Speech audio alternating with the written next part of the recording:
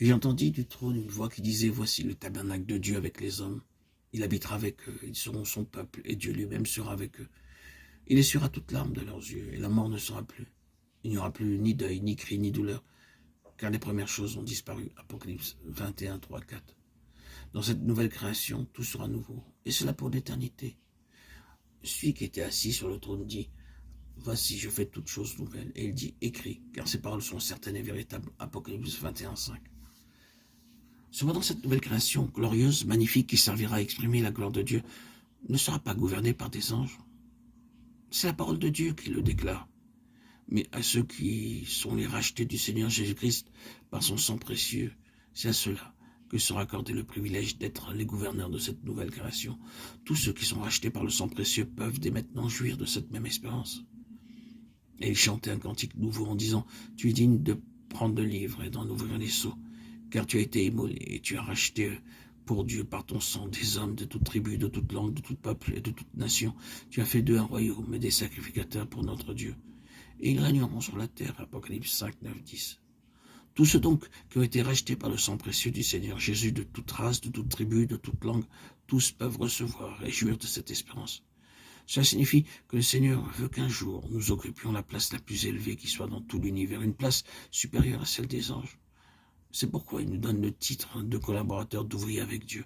1 Corinthiens 3, 9, 2 Corinthiens 6, 1. C'est un mystère. Cela ne peut pas être compris ni sondé par la sagesse, la science naturelle et terrestre de l'homme. C'est par la foi que nous acceptons simplement ce que déclare la parole de Dieu. Jamais une seule parole vaine n'est sortie des lèvres de notre Seigneur Jésus. Sa parole a été oui, oui, et non, non. Il n'a prononcé qu'une seule parole inutile ou vaine. Je vous le dis, au jour du jugement, les hommes rendront compte de toute parole vaine qu'ils seront proférées.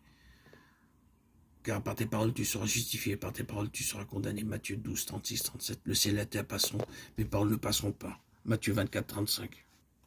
Le jeune Samuel était au service de l'Éternel devant Élie. La parole de l'Éternel était rare en ce temps-là.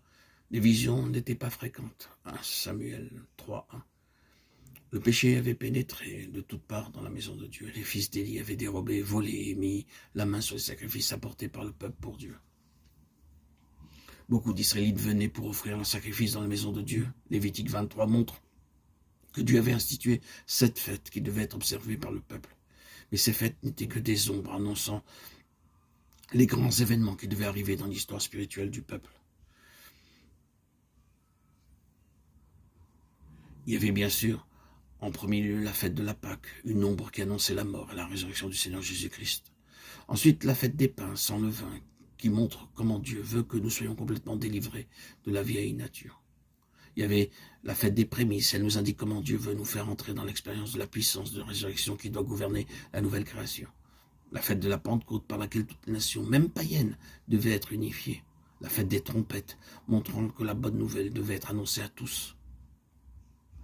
Pendant 7 jours, les Israélites devaient chaque jour sonner des trompettes, montrant ainsi que Dieu voulait envoyer un jour ses serviteurs pour annoncer la bonne nouvelle aux pécheurs. Il y avait aussi la fête des expiations par laquelle les Juifs devaient manifester leur repentance envers Dieu. Et enfin, la fête des tabernacles, une ombre qui présage le règne millénaire du Seigneur Jésus-Christ sur la terre. Ainsi donc, les croyants vraiment dévots venaient au moins 3 fois par an pour célébrer ces fêtes près de la maison de l'Éternel.